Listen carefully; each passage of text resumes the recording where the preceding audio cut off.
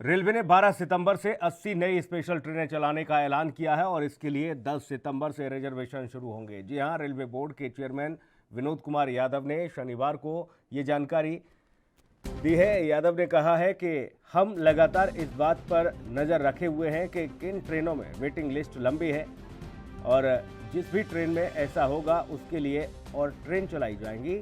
ये ट्रेन आपको बता दें, क्लोन ट्रेन एक्चुअल ट्रेन से पहले चलेगी ताकि ज़्यादातर यात्रियों को जगह मिल सके और जिन राज्यों में परीक्षाओं या फिर अन्य किसी चीज़ के लिए ट्रेन चलाने की मांग होगी उसे भी पूरा किया जाएगा। रेल मंत्रालय ने पहले कई श्रमिक स्पेशल ट्रेन सेवाओं के साथ साथ आईआरसीटीसी स्पेशल ट्रेन सेवाओं की शुरुआत की है। कोरोना महामारी के कारण इस समय सभी यात्री ट्रेन सेवाएं निलंबित हैं। अभी आपको बता दें कि देश में करीब 230 स्पेशल ट्रेनें चलाई जा रही हैं। 29 अगस्त को अनलॉक 4 की गाइडलाइन जारी होने के बाद भारतीय रेलवे ने कहा है कि रेलवे आने वाले दिनों में 100 और ट्रेनें चलाने की योजना पर काम कर रहा है। कोरोना वायरस और लॉकडाउन के चलते रेलवे ने 25 मार्च से भी सभी पैसेंजर और मेल के साथ ही एक्सप्रेस ट्रेन सर्विस को रद्द कर दिया था।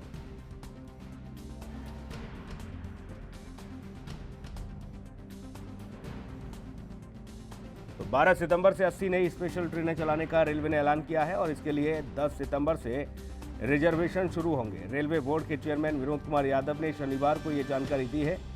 यादव ने कहा है कि हम लगातार इस बात पर नज़र रखे हुए हैं कि कौन सी ट्रेन में वेटिंग लिस्ट लंबी है और जिस भी ट्रेन में ऐसा होगा उसके लिए एक ट्रेन अलग से स्पेशल ट्रेन चलाई जाएगी। ये क्लोन ट्रेन एक्चुअल ट्रेन से पहले चलेगी ताकि ज़्यादातर यात्रियों को जगह मिल सके। जिन राज्यों में परीक्षा या अन्य किसी ज़रूरत के लिए ट्रेन चलाने की मांग होगी हम उसे भी पूरा कराएंगे। आपको ये बता दें कि रेल मंत्रालय ने पहले कई समय की स्पेशल ट्रेनें चलाकर लोगों को सहूलियत दी है, सेवा दी है।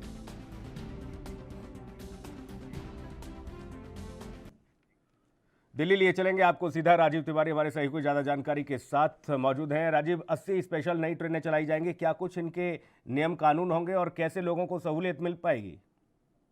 देखिए, बिल्कुल बता दें, जिस तरीके से रेलवे प्रशासन की तरफ से कहा गया है कि 80 ट्रेनें यानी कि 40 जोड़े ट्रेन जो है वो चलाई जाएंगी 12 सितंबर से। उसकी जो बुकिंग है यानी कि जो पब्लिक को जो है सुविधा चाहिए बुकिंग करा सकते हैं, तो 10 सितंबर से उनकी बुकिंग शुरू की जाएगी। मगर देखना होगा जिस तरीके से प्रक्रिया की जा रही है वो कहीं ना कहीं दिक्कतें जरूर थी कहते हैं रेलवे प्रशासन के आगे भी, सरकार के आगे भी, क्योंकि 22 मार्च से लगभग सारी ट्रेनें बंद कर दी गई थी कोरोना महामारी के चलते। कहीं ना कहीं अब यही जरूर है कि जिस तरीके से 12 मई से यानी कि स्टार्ट की गई थी ट्रेनें और कहीं ना कहीं उसमें 100 ट्रेनें स्टार्ट की गई थी और उसके बाद में फिर 100 ट्रेनें स्टार्ट की गई थी और कहीं ना कहीं कुल मिलाकर अभी तक 230 ट्रेनें चल रही हैं और कहीं ना कहीं आप जो 80 ट्रेनें और जो दी जा रही है ये सारी ही एक्सप्रेस ट्रेनें हैं और लगभग राजधानी है और कहीं ना कहीं सुविधाएं देने की कोशिश की जा रही है। मगर हाँ, कोरोना महामारी के चलते कहीं ना कहीं जो लोग यानी प्रवासी मजदूर थे और जो मजदूर गांव अपने घर जाना चाहते थे उन लोगों के लिए कुछ ना सुविधाएं जरूर दी गई थी रेलवे की तरफ से। मगर अब जब स्टार्ट कह सकते हैं 80 ट्रेनें और जो स्टार्ट की जा रही है उनकी 12 सितंबर से उनकी यानी कि बुकिंग जो है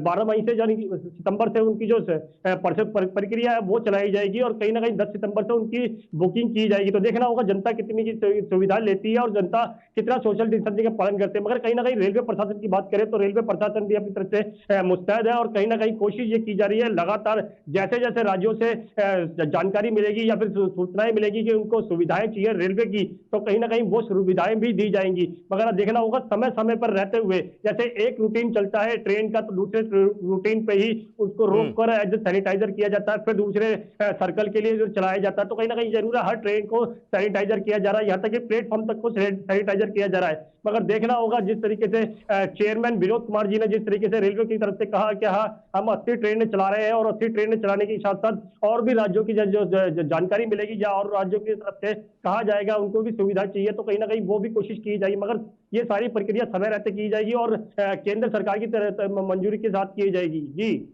यात्रियों को ये किस तरह से व्यवस्था मिल पाएगी राजीव, अगर उन्होंने रिजर्वेशन कराया हुआ है और वो वेटिंग में है, वेटिंग लिस्ट है, तो फिर कैसे पता चलेगा कि कौन सी नई ट्रेन की व्यवस्था उन लोगों के लिए की गई है? कैसे उनको ये इत्तला की जाएगी?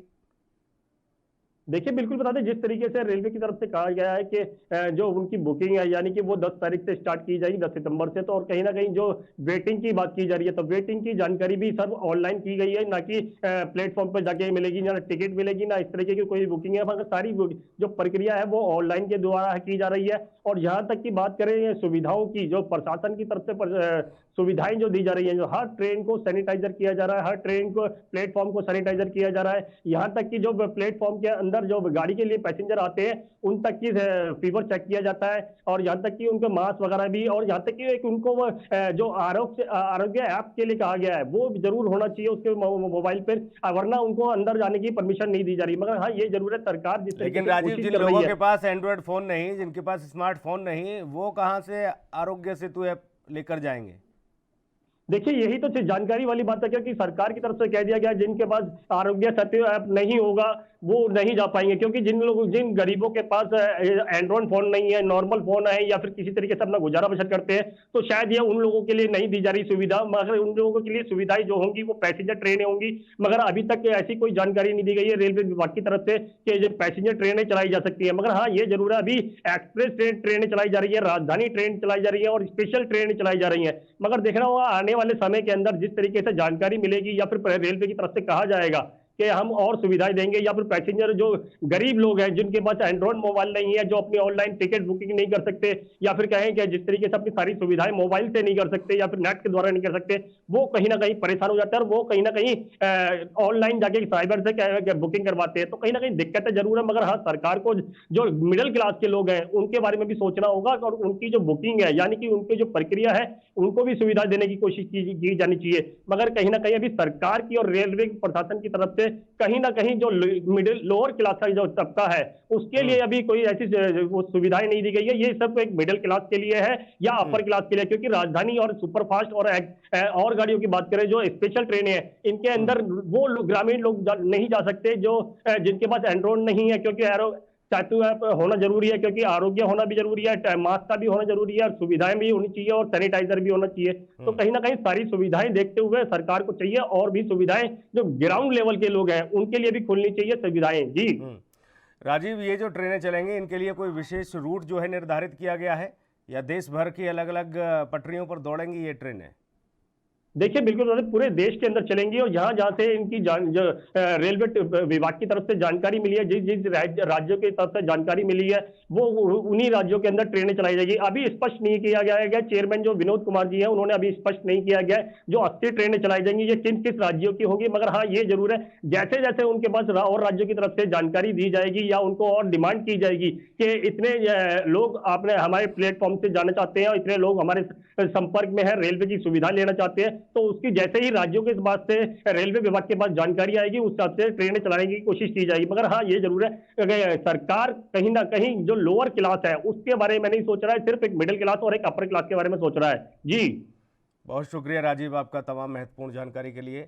सरकार को सोचना होगा लोअर क्लास के बारे में, मिडिल क्लास के बारे में, सामान्य वर्ग के लिए और निचले तबके के लिए सोचना होगा कि आखिर वो लोग कैसे ट्रेन में सफ़र करेंगे, उनके लिए क्या कुछ नई गाइडलाइन होंगी, ये भी तय करना चाहिए सरकार को। इस पर भी ध्यान देना चाहिए, क्योंकि ट्रेनों में अधिकतर आपने देखा होगा कि बड़ी संख्या में मजदूर वर्ग जो है सफ़र करता है, जो अपने पूरे परिवार के साथ ट्रेनों से आवागमन करते हैं। उनके लिए भी सरकार को व्यवस्थाएं करनी होंगी। देश दुनिया की खबरों के लिए ANB न्यूज़ को सब्सक्राइब करें और बेल आइकन दबाएं।